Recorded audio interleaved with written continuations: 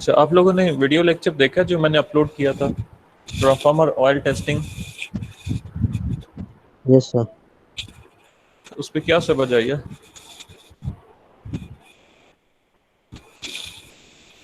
और ऑयल का ब्रेकडाउन देखा था कि किस वोल्टेज पे जाके होता है, मतलब आयनाइजेशन किस वक्त स्टार्ट हो जाता बाकी किसी ने देखा हो? बाकी किसी ने नहीं देखा?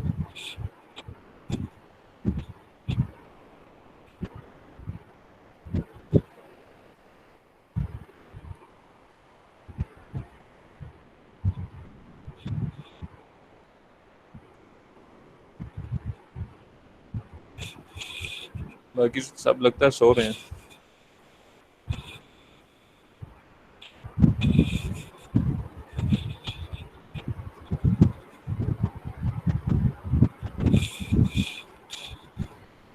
तो 5 मिनट इंतजार कर लेते हैं, बाकी लोग ऑनलाइन आ जाए अगर।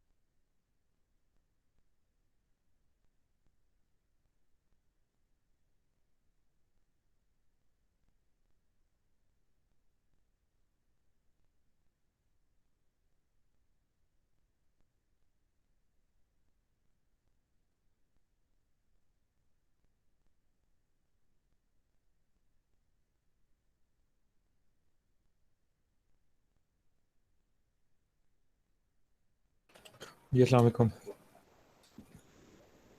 वालेकुम सलाम।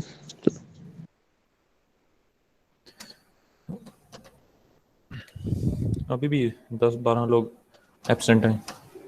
खैर हम शुरू करते हैं, अब उनका वेट मजीद नहीं कर सकते। आप लोग मुझे बताएं कि आप लोगों ने वीडियो लेक्चर देखा है जो अभी 2 दिन पहले अपलोड किया था मैंने?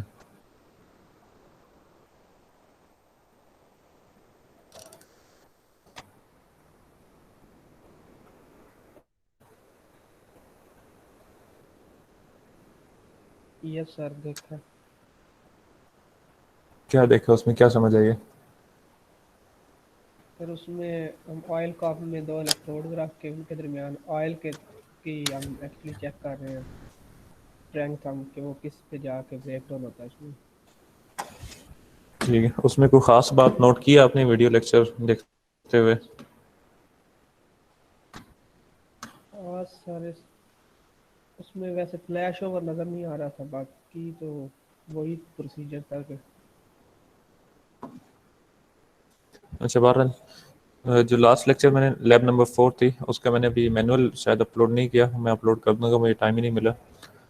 तो मैं रीडिंग्स के साथ मैनुअल अपलोड कर दूंगा। वो आप लोगों ने लैब रिपोर्ट इस वीकेंड पे सबमिट करवानी है मुझे, लैब नंबर 3 की और लैब नंबर 4 की। दोनों बहुत छोटी छोटी लैब रिपोर्ट्स हैं, 10 मिनट की आप बैठ के लिखेंगे तो 10 मिनट में बन जाएगी। दूसरा कंप्यूटर नेटवर्क्स की भी इसी तरह मैं क्रिएट कर दूंगा असाइनमेंट, तो वो भी आपने वीकेंड तक सबमिट करवा देनी है। वो भी बहुत छोटी सी रिपोर्ट्स हैं, लैब नंबर 3 और 4 की। अच्छा, तो जो मैंने लेक्चर अपलोड किया था उसमें हमने ट्रांसफार्मर का ऑयल टेस्ट किया था। बेसिकली हमारे पास ट्रांसफार्मर ऑयल तो नहीं था, लेकिन बाइक का मोबाइल ऑयल मौजूद था, तो वो हमने टेस्ट कर लिया था। दोनों ऑयल्स का जो मेथड है टेस्टिंग का वो सेम है। जो एक मेन आपके पास एक ट्रांसफार्मर है, उसके बाद मेजरिंग कैपेसिटर है, उसके साथ voltage divider, capacitive voltage divider connect किया हुआ है उसके सीरीज में, ताकि हम वोल्टेज मेजर कर सकें। और उसके पैरेलल में फिर हमने क्या कनेक्ट किया था, oil testing cup. Oil testing cup के अंदर हमने ऑयल इंसर्ट किया था, और ऑयल टेस्टिंग कप के अंदर हमारे 2 इलेक्ट्रोड्स मौजूद हैं। हम ये करना क्यों चाह रहे हैं, ट्रांसफार्मर के ऑयल की टेस्टिंग हम इसलिए करते हैं क्योंकि इस ऑयल ने ट्रांसफार्मर की वाइंडिंग्स के अराउंड होना है, प्राइमरी और सेकेंडरी वाइंडिंग्स के अराउंड इसने कूलिंग प्रोवाइड करनी है। तो अगर इस इसकी इंसुलेशन स्ट्रेंथ इतनी ज़्यादा ना हुई, फॉर एग्जांपल दो वाइंडिंग्स के बीच में जो पोटेंशियल डिफरेंस है, जो वोल्टेज स्ट्रेस है, वो डायरेक्टली इस ऑयल के ऊपर अप्लाई हो रहा है, तो इसकी इंसुलेशन स्ट्रेंथ ज़्यादा ना हुई तो क्या होगा, ऑयल के अंदर आयनाइजेशन शुरू हो जाएगी, और आयनाइजेशन की वजह से एक टाइम आएगा कि वोल्टेज इतने ज़्यादा होंगे कि दरमियान में जो इंसुलेटर है वो ब्रेक डाउन हो जाएगा। मीन्स कि ऑयल के अंदर ब्रेक डाउन हो जाएगा, एक कंप्लीट करंट के फ्लो को पाथ मिल जाएगा दोनों वाइंडिंग्स के बीच में, दोनों वाइंडिंग शॉर्ट सर्किट हो जाएंगी। और यही ऑयल चूंकि बॉडी के साथ भी कांटेक्ट में होता है, तो जाहिर है फिर बॉडी में भी करंट फ्लो करेगा, बाहर से इलेक्ट्रिक शॉक लगने का भी खतरा हो सकता है। तो ऑयल टेस्टिंग करते हैं हम जब भी ट्रांसफार्मर डिज़ाइन होकर आ जाता है, तो उसकी इंसुलेशन की प्रॉपर्टीज़ को टेस्ट किया जाता है। सबसे पहला जो टेस्ट है वो ऑयल टेस्टिंग है, ऑयल को टेस्ट करते हैं। उसके बाद सेकंड जो टेस्ट है वो ट्रांसफार्मर की वाइंडिंग्स का टेस्ट किया जाता है, जिसको पावर फ्रीक्वेंसी टेस्ट कहते हैं। ट्रांसफार्मर को 1 मिनट तक जो रेटेड वोल्टेज है उसके 3 टाइम्स ज़्यादा वोल्टेज पर वोल्टेज अप्लाई की जाती है 1 मिनट के लिए। वो चेक करते हैं कि उसकी इंसुलेशन स्ट्रेंथ जो है वाइंडिंग की, वो तो नहीं डैमेज हो रही। अगर वो डैमेज हो रही है तो उसका मतलब है कि उसकी वाइंडिंग की इंसुलेशन इतनी स्ट्रांग नहीं है, वो टेस्ट फेल हो जाता है। थर्ड जो टेस्ट है वो होता है इम्पल्स टेस्टिंग। इम्पल्स भी 2 तरह की होती हैं। इम्पल्स बेसिकली है क्या, कि आपको एक एग्जांपल दूं कि जो ट्रांसमिशन लाइंस हैं और जो आपके टावर्स होते हैं जहाँ पर ट्रांसफार्मर्स और आपके डिफरेंट इक्विपमेंट्स फिटेड हैं, जब मौसम ख़राब होता है तो बिजली गिरती है, और बिजली गिरने की सूरत में आपकी ट्रांसमिशन लाइन में और आपके बाकी इक्विपमेंट में बहुत कम टाइम के लिए एक वोल्टेज की पीक आती है, वोल्टेज की एक स्पाइक आती है आपकी वो जो बिजली गिर रही है उसकी वजह से। अब आपका इक्विपमेंट, चाहे वो ट्रांसमिशन लाइन है, चाहे वो ट्रांसफार्मर है, या चाहे कोई और कोई प्रोटेक्शन का इक्विपमेंट है, उसके अंदर इतनी कैपेबिलिटी होनी चाहिए कि वो जो पीक आ रही है एक इंस्टेंट के लिए, वो उस पीक को बर्दाश्त कर सके। और जो पीक आती है वो मिलियंस ऑफ वोल्ट्स में होती है।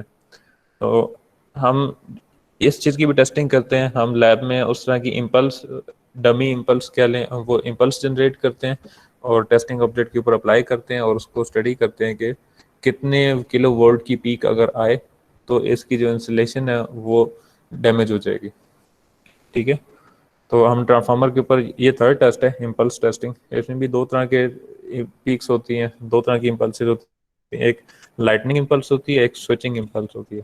लाइटनिंग इम्पल्स एक्सटर्नल फैक्टर्स की वजह से आती है, मौसम की वजह से, और स्विचिंग इम्पल्स इंटरनल फैक्टर्स की वजह से आती है, जो हम अपने इक्विपमेंट यूज कर रहे हैं उसके अंदर कोई फेलियर आता है या उसको हम इक्विपमेंट को ऑन ऑफ कर रहे हैं, तो ऑन ऑफ प्रोसीजर के दरमियान जो स्विचिंग टाइम पर इम्पल्स जनरेट होती है उसको स्विचिंग इम्पल्स कहते हैं। तो ये जो स्विच इम्पल्सेज हैं ये पूरे ट्रांसमिशन सिस्टम में ट्रैवल करती हैं, तो आपका जो इक्विपमेंट है वो इतना स्ट्रांग होना चाहिए, उसकी इंसुलेशन इतनी स्ट्रांग होनी चाहिए कि वो उन चीज़ों को बर्दाश्त कर सके। हमने जो लैब में टेस्टिंग करनी है, ये जो सेकंड टेस्ट मैंने आपको बताया पावर फ्रीक्वेंसी टेस्ट, ये वाइंडिंग के लिए, यही टेस्ट हम यूज़ करते हैं ट्रांसमिशन लाइंस के लिए भी। 1 मिनट तक उसकी रेटेड वोल्टेज से 3 टाइम ज़्यादा वोल्टेज अप्लाई करते हैं और उसको मॉनिटर करते हैं कि कोई ब्रेकडाउन तो नहीं हुआ। अगर ब्रेकडाउन हो रहा है तो उसका मतलब है कि वो उसमें इसकी इंसुलेशन इतनी अच्छी नहीं है, उसकी इंसुलेशन की क्वालिटी इतनी अच्छी नहीं है, और ब्रेकडाउन नहीं हो रहा तो फिर वो टेस्ट पास कर जाता है। फिर एक चौथा टेस्ट आता है, थोड़ा एडवांस टेस्टिंग है, वो सेंसिटिव भी इक्विपमेंट यूज़ किया जाता है उसके लिए, उसको कहते हैं पार्शियल डिस्चार्ज टेस्ट।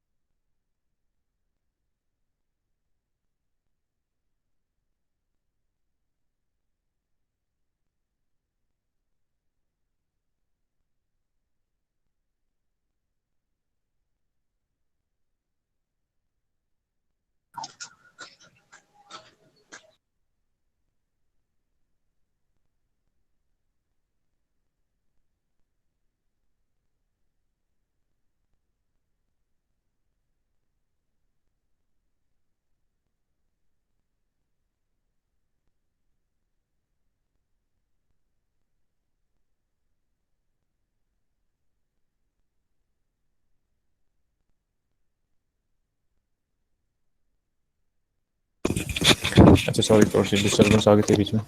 खैर, मैं ये बता रहा था कि 3 बेसिक टेस्ट होते हैं जो हम ट्रांसफार्मर्स के ऊपर और डिफरेंट वायर्स के ऊपर और इंसुलेटिंग मटेरियल्स के ऊपर परफॉर्म करते हैं। पहला टेस्ट हमने ट्रांसफार्मर्स के लिए जो किया है वो ऑयल टेस्टिंग का, हम ऑयल टेस्ट करते हैं। दूसरा हम टेस्ट परफॉर्म करते हैं वो पावर फ्रीक्वेंसी टेस्ट करते हैं। तीसरा जो हम टेस्ट परफॉर्म करते हैं वो इम्पल्स का करते हैं। कोशिश करेंगे कि हम लैब में तीनों टेस्ट परफॉर्म करें, लेकिन शायद पावर फ्रीक्वेंसी का टेस्ट शायद हम ना कर सकें, लेकिन बाकी हम ट्रांसफार्मर के ऊपर ना कर सकें, लेकिन वायर के ऊपर हम करके देखेंगे। कोई थोड़ी सी high voltage high current rating की वायर यूज़ करके उसके ऊपर टेस्ट परफॉर्म कर लेंगे। और तीसरा जो टेस्ट है इम्पल्स, इम्पल्स की टेस्टिंग भी हम करेंगे, लेकिन ट्रांसफार्मर पे नहीं करेंगे, वैसे हम दूसरे इंसुलेटिंग मटेरियल्स के ऊपर करेंगे। और जो चौथा टेस्ट है वो है पार्शियल डिस्चार्ज का टेस्ट। पार्शियल डिस्चार्ज के टेस्ट भी हम ट्रांसफार्मर पे तो नहीं करेंगे, लेकिन बाकी इंसुलेटिंग मटेरियल्स जो अवेलेबल होंगे हमारे पास हम उनके ऊपर करेंगे। तो ये 4 डिफरेंट तरह के हमारे पास टेस्ट होते हैं। पहला टेस्ट हमने कर लिया है ऑयल टेस्टिंग। इसके अंदर हमने ये मॉनिटर किया है कि कितने वोल्टेज पर जाकर ऑयल की इंसुलेशन ब्रेक डाउन हो जाएगी, और वो ऑयल एज अ इंसुलेटर से कन्वर्ट होकर एज अ कंडक्टर मीडियम बन जाएगा। ठीक है। अब जो मोबाइल ऑयल हम यूज़ मैं हमारे पास ट्रांसफार्मर ऑयल नहीं है, मोबाइल ऑयल यूज़ कर रहे हैं। अगर हम मोबाइल ऑयल ये बिल्कुल न्यू बॉटल से निकाला हुआ यूज़ किया, अगर ये यूज्ड में होगा तो इसके अंदर इम्प्योरिटीज़ भी होंगी, इसकी विस्कोसिटी भी कम हो गई होगी, ठीक है, इसकी थिकनेस कम होगी, तो इसकी ब्रेकडाउन जल्दी हो जाएगा। इसलिए जो यूज्ड ऑयल है वो ट्रांसफार्मर के अंदर डालेंगे तो उसकी इंसुलेशन स्ट्रेंथ जो होगी वो कम होगी। ठीक है, यहाँ तक क्लियर है चीज़ें? ये इन चीज़ों में कोई कन्फ्यूजन तो नहीं है? नो सर, क्लियर है सर।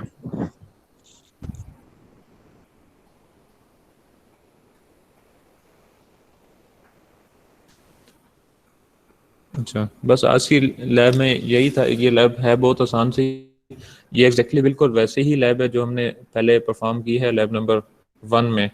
उसमें हमने यूज़ किया था एयर को एज अ डाइलेक्ट्रिक मीडियम, और अभी हम यूज़ कर रहे हैं ये ऑयल को एज अ डाइलेक्ट्रिक मीडियम।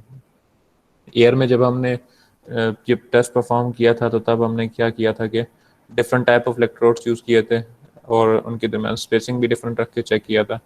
लेकिन जो ऑयल के अंदर टेस्टिंग करें उसके अंदर हमने स्पेसिंग फिक्स रखी हुई है और डिफरेंट वोल्टेज अप्लाई करके ब्रेकडाउन वोल्टेज मेजर करते हैं। और तकरीबन तमाम ब्रेकडाउन वोल्टेजेस एक जैसी ही मिल रही थी। थोड़ा बहुत फ़र्क आ रहा था क्योंकि हमने एक एवरेज रीडिंग लेनी है। एक चीज़ का जब टेस्टिंग परफॉर्म कर रहे हो तो एक चीज़ का ख्याल रखना है कि ऑयल के अंदर कोई एयर बबल्स नहीं होने चाहिए, क्योंकि अगर एयर बबल्स होंगे तो उन एयर बबल्स की वजह से उसकी ब्रेकडाउन स्ट्रेंथ जो है वो कम हो जाएगी। कम वोल्टेज पर भी ब्रेकडाउन हो सकता है, क्योंकि एयर की जो इंसुलेशन स्ट्रेंथ है वो रिलेटिवली कम होगी ऑयल की निस्बतन। तो अगर दरमियान में एयर बबल्स मौजूद हैं इलेक्ट्रोड्स के बीच में, तो होगा ये कि उस एयर बबल की वजह से ब्रेकडाउन वोल्टेज कम हो जाएगी। वो ऐसा इम्प्योरिटी आप इसमें इम्प्योरिटी आ गई है ना इलेक्ट्रोड्स के बीच में।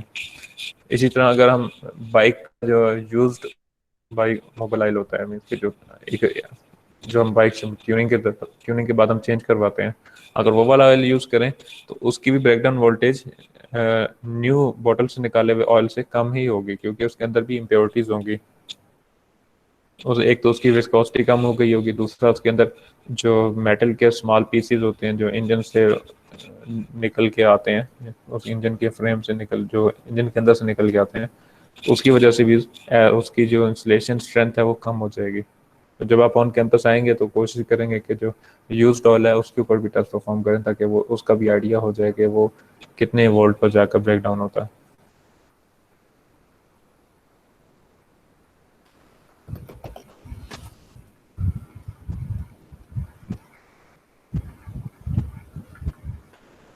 ये चीज़ें क्लियर हैं सबको? सर ऑयल की ब्रेकडाउन वोल्टेज किन फैक्टर्स पर डिपेंड करती है? अभी आपने एक विस्कोसिटी का बताया, इसके अलावा भी है कोई? यार ये तो सब चीज़ें मटेरियल की ऊपर डिपेंड करती हैं कि उसके अंदर मीन्स के कंडक्शन तो तब भी होगी ना जब उसके अंदर कोई फ्री इलेक्ट्रॉन्स मौजूद होंगे, कोई आयंस मौजूद होंगे। तो हमने इंसुलेशन के लिए तो ऐसा मटेरियल चाहिए होता है जिसके अंदर फ्री आयंस मौजूद ना हो। ठीक है, तो टोटली डिपेंड करता है कि उसकी ज़ाहिर ऑयल के अंदर भी डिफरेंट टाइप के केमिकल्स मिक्स होते हैं ना, वो सिंगल चीज़ तो नहीं होती। सही। जो मेन चीज़ देखी जाती है ऑयल के अंदर वो वोल्टेज ही देखी जाती है कि कितने वोल्ट पर जाकर ब्रेकडाउन होता है, क्योंकि टेस्टिंग के पर्पज से जब ट्रांसफार्मर आता है लेबॉर्ट्री में तो उनको इस चीज़ की गर्ज नहीं होती कि ऑयल के अंदर क्या है, मतलब किन कंपोनेंट से मिलाकर वो ऑयल की रेट किया गया। मीन्स ऑयल के जो मैन्युफैक्चरिंग का प्रोसेस है वो ऐसे उनको कोई गर्ज नहीं होता। इन्होंने सिर्फ ये मेजर करके देना होता है कि कितने वोल्ट पर जाकर वो ब्रेकडाउन हो जाएगा। वो कंपनी को बता देंगे कि आपने जो ऑयल डिज़ाइन किया है इसकी इतनी इंसुलेशन स्ट्रेंथ है। फिर वो कंपनी क्या करेगी, उसको मज़ीद इम्प्रूव कर सकती है अगर वो चाहे तो, उसके अंदर कुछ और मटेरियल्स वगैरह ऐड करके। तो टोटली डिपेंड करता है वो कम्बिनेशन आप मटेरियल्स का क्या यूज़ कर रहे हैं ऑयल बनाने के लिए। ठीक है सर।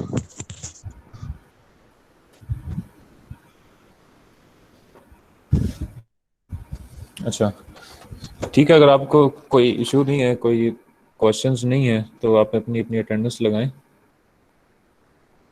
बाकी अगर आपने कुछ डिस्कस करना है तो मैं हाजिर हूँ, वरना आप मीटिंग लीव कर जाएं बेशक।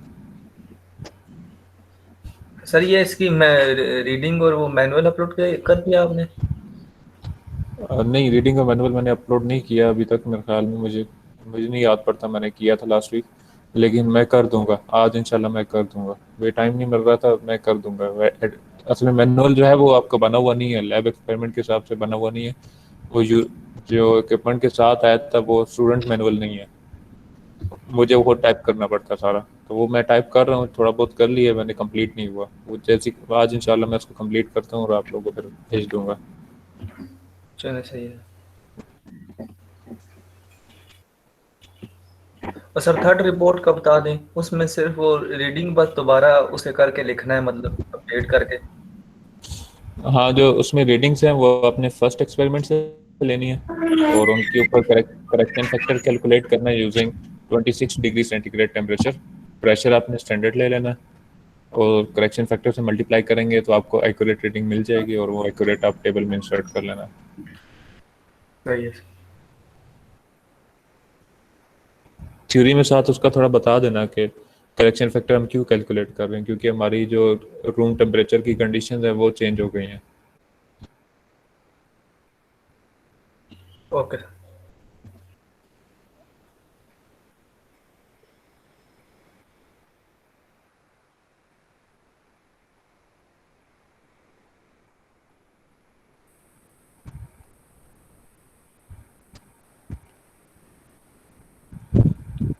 Excuse me sir. जी बताएं। सर स्विचिंग इम्पल्स को थोड़ा बता दें। यार स्विचिंग इम्पल्स की एग्जांपल ये है कि आप यूँ अज्यूम करें कि आपके पास एक कोई मोटर है, हाई पावर रेटिंग की एक मोटर है, आपने उसको ड्राइव करना है।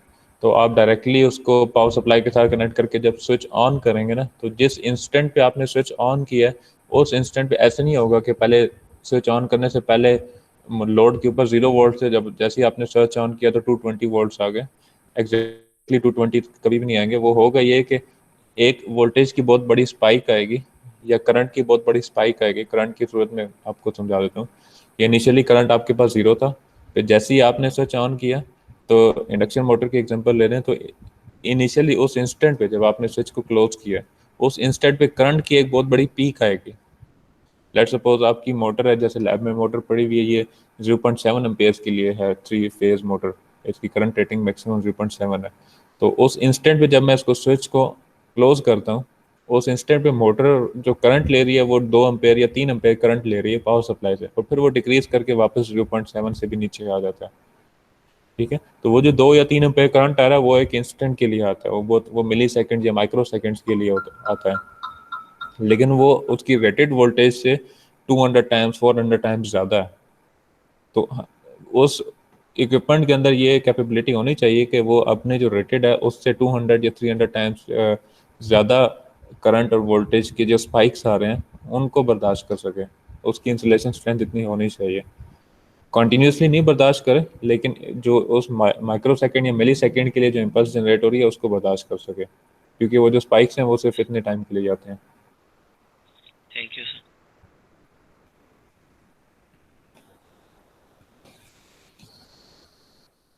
ठीक है अभिषेक, आप लोग लीव कर जाएं अगर कोई क्वेश्चन नहीं है तो।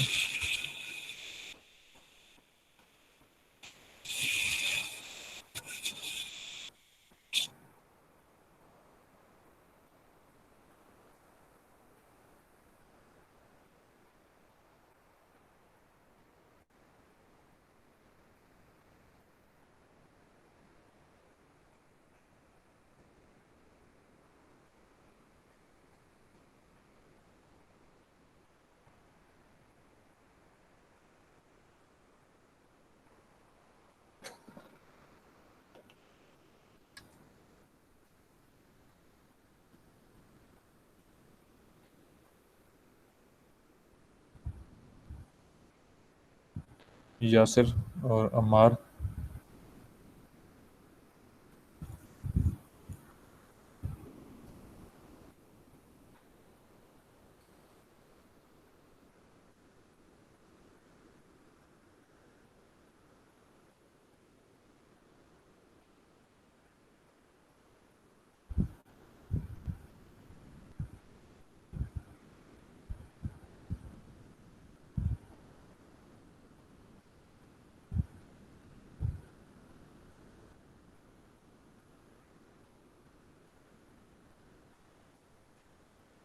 आप लोग लीव कर जाएं मीटिंग।